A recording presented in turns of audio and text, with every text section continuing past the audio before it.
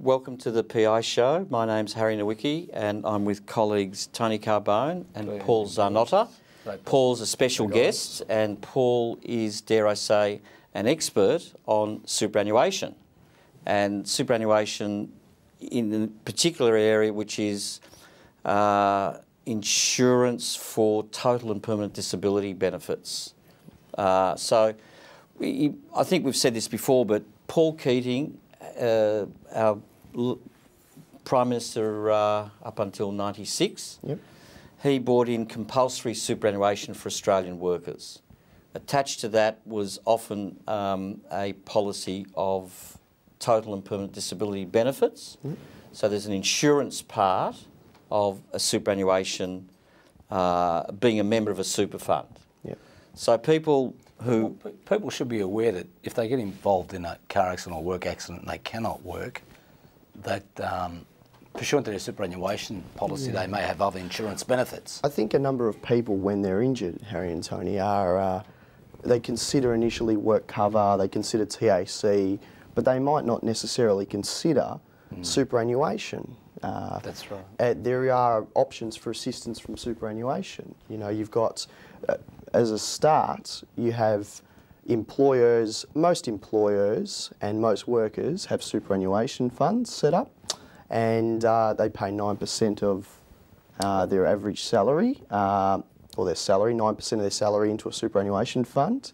And injured people, as a start, may be able to have early access to their superannuation monies. So they've got what's called, I think, an account balance. So they've got monies that have accumulated over a period of time. Correct.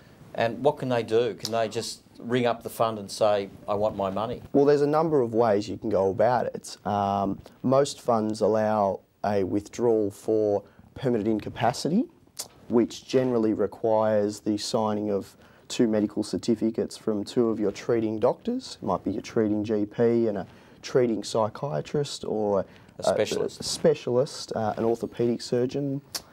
But you're entitled to get that money if you've got financial hardship? Yes, there is a financial hardship provision under APRA, which is the prudential regulator, and provided you can meet certain criteria as well, you may be able to access those monies for financial hardship grounds as well. So if you're behind in the rent, you can apply for, in effect, an early release of your money, because otherwise superannuation is there for retirement. That's what it's set up for. It's set up to lessen the burden on the government for retirement age and pension packages, basically. So normally you'd access that at, I don't know, 55 or 60 or 65, and if you're injured earlier than that, then there's provision to access that money. I would stress that I think it's important for workers to seek the assistance of a solicitor, because there are things that need to be considered if you're going to look at withdrawing your account balance. For example, there could be certain tax implications for early access, and especially if it's an injured worker at work and you're in receipt of weekly payments from work cover, there may be some overlap there. So there's in a lot of cases where these injured workers cannot return to work, they do access their contributions in some shape or form. But it's the insurance component we're interested in, I think. No, but access to account balance, as you say, in effect, if you're on work cover, your work cover payment might be suspended in some circumstances. Well, I think what Paul was getting at was that you can roll over these benefits as well, Harry. You can get them and roll them over. There's some argument as to whether you get a total and permanent disability payout, whether that's going to suspend your payments. But then also, as you mentioned, associated with your superannuation fund, there are a number of insured benefits that can be offered. Most superannuation funds offer them in the event of death or what's known as total and permanent disability, or TPD. And I think it's interesting if we look at a couple of the cases in that area, because what the layman would consider the words total and permanent disability is not what the courts interpret it to be. So the courts, and of significance, a lot of these funds have got different coverage. Some have got some very generous policies, and others are not so generous. I think in those industries where the risk of injury is higher, usually the coverage is lower. And where the risk of injury is less. I agree with that. The only exception, surprise, surprise, is the building industry. The building industry. And building industry in Australia and in Victoria has managed to persuade employers to set up a couple of superannuation benefits, or one superannuation benefits, which is what's called CBUS. So that covers construction workers in Victoria. It's the superannuation fund set up for construction and building workers in Victoria.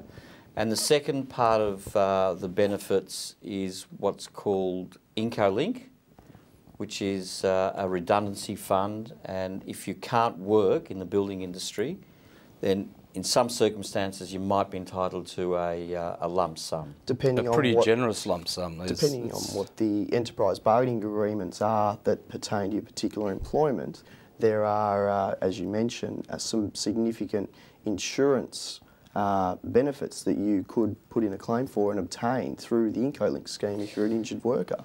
And as I say, a lot of construction workers might be injured and settle a work cover claim, but no one turns their mind to what's called CBUS and IncoLink for injured construction workers. So from time to time, we've come across cases where I think it's fair to say they've just been ignored or overlooked, or people haven't turned their mind to it.